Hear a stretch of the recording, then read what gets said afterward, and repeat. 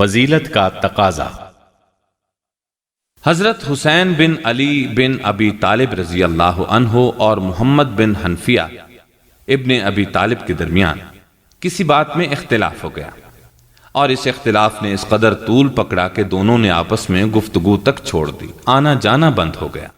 جب نوبت یہاں تک پہنچ گئی تو محمد بن حنفیہ نے اپنے بھائی حسین بن علی رضی اللہ عنہما کو یہ خط لکھا: ابی و ابوک علی و امی امرأة من بنی حنیفہ ولا ينکر شرفها في قومها ولكن امك فاطمة بنت رسول الله صلی اللہ علیہ وسلم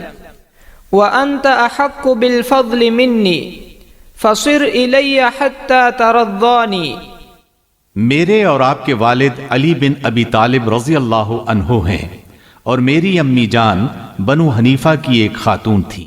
جن کی شرافت و عزت ان کی قوم میں مخفی نہیں، مگر آپ کی والدہ رسول اکرم صلی اللہ علیہ وسلم کی صاحبزادی حضرت فاطمہ رضی اللہ عنہا ہیں، جن کے درجے کو میری والدہ نہیں پہنچ سکتی،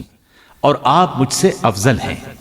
اس فضیلت کا تقاضا ہے کہ آپ میرے پاس آئیں اور مجھے راضی کریں تاکہ ہمارے اور آپ کے تعلقات از سر نو بحال ہو سکیں۔